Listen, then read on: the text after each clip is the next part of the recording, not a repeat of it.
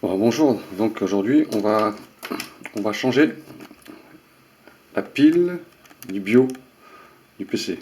Donc ça c'est un truc qu'il faut faire tous les 2 ans, tous les 3 ans, parce qu'elle s'use.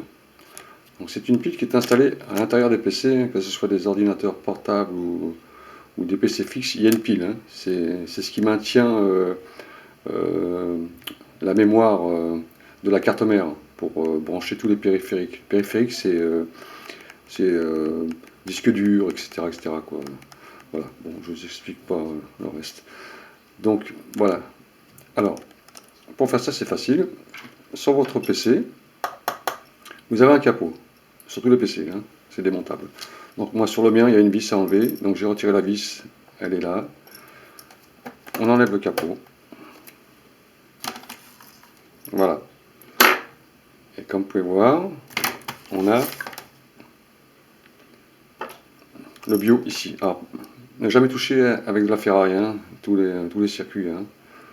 Évitez de mettre des cheveux, puis mettez pas vos mains dedans. Alors, la pile du bio, c'est ça, hein. C'est une pile ronde, hein, qu'on achète dans les magasins. Vous trouvez ça facilement, ça coûte 2-3 euros. Une petite pile comme ça. Donc pour l'ôter, il y a juste un petit clip. Donc je vais agrandir un petit peu. Pour l'ôter, c'est très facile. Voilà. Là, elle est ôtée. Vous la voyez? Alors c'est une pile 3 volts, référence CR2032. C'est toutes les mêmes références, hein, sur les ordinateurs. Alors cette pile, il faut la changer. Il y a des PC qui restent des fois en stand-by pendant 4-5 ans et ils ne se rallument plus. C'est souvent à cause de la pile. Donc on remet la pile et tout redémarre. Donc il faut la changer aussi parce qu'elle s'use. Elle s'use et elle provoque des mauvaises connexions pour votre adresse IP quand votre ordinateur il se met en veille. L'adresse IP n'est pas reconnue parce qu'elle n'a plus assez de puissance en réalité. Voilà le problème aussi des adresses IP aussi, hein, c'est ça, hein. Alors, facile. Voilà une pile neuve qu'on va remettre à l'intérieur. Alors, dans le même sens que le voté, hein. Alors le plus c'est dessus et le moins en dessous. Ne touchez pas avec vos doigts le reste. Facile, vous la glissez dedans.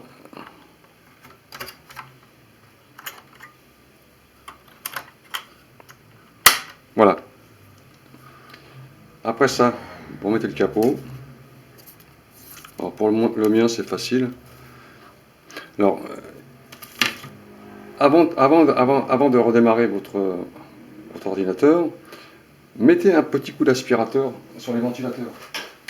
Les ventilateurs qui se trouvent sur les côtés. Donc, on aspire.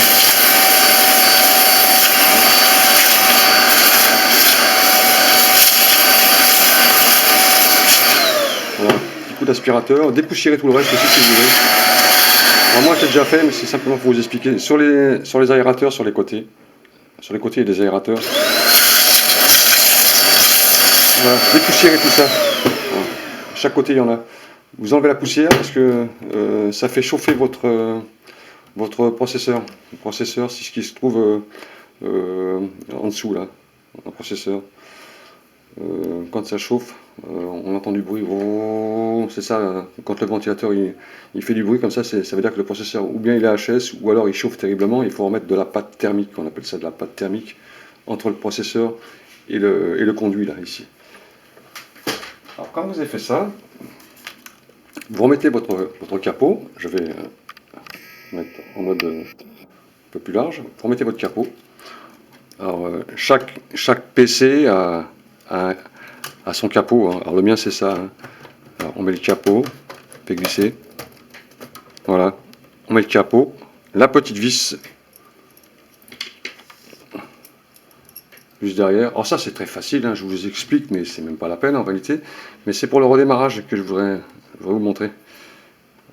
Parce qu'il y aura peut-être une une mise à jour peut-être sur Windows XP. Windows 7, moi, le mien, hein, mais Windows XP pour vous si vous avez Windows XP. Voilà, là j'ai remis la vis. Donc quand vous faites ça, débranchez tous les câbles. Imprimante, clavier, souris, écran, haut-parleur, vous débranchez tout. Voilà, là on a une pile neuve.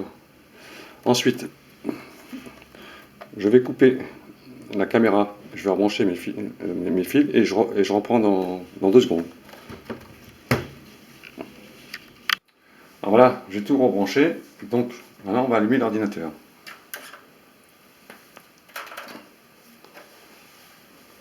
On va voir ce que ça fait.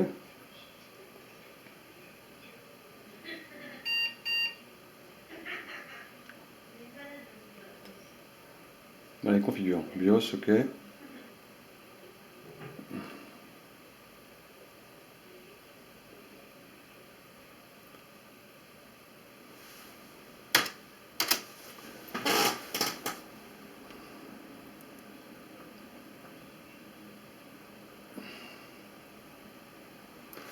Alors, vous voyez le message. Alors, je ne sais pas si vous voyez ici. Alors, je vais prendre la caméra à la main. Ça sera mieux.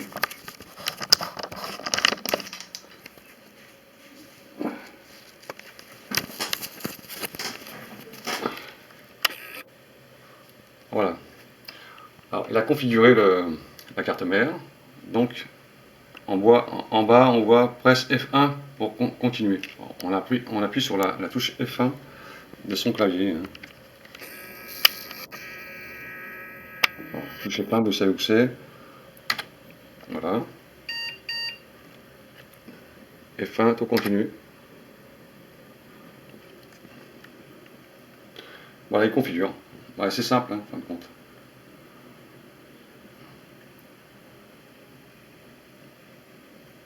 Hein, donc vous avez compris, vous rebranchez tous vos câbles, vous allumez votre ordinateur, et en bas, il vous dira ce qu'il faut faire. F1, et encore une fois F1, pour continuer. Voilà, moi c'est Windows 7. Hein, donc, Windows 7. Et voilà, j'ai mon ordinateur avec une pile neuve, j'en ai pour 3-4 ans. 2 ans plutôt, 2 ans, parce que moi j'ai acheté une pile. Alors regardez bien tout le temps quand vous achetez une pile, la date, il y a une date derrière. Il y a une date derrière, là, juste là. C'est la date de validité de. C'est comme l'alimentation, quoi. Donc moi c'est le 9, le 5 2019. Donc elle est bonne encore pendant 2 ans cette pile. Hein. Donc c'est ça qu'il faut regarder. Hein. Donc dans 2 ans je la change. Voilà, il configure, hein. Donc c'est ok, hein. L'ordinateur il est prêt. J'espère que ça vous a servi.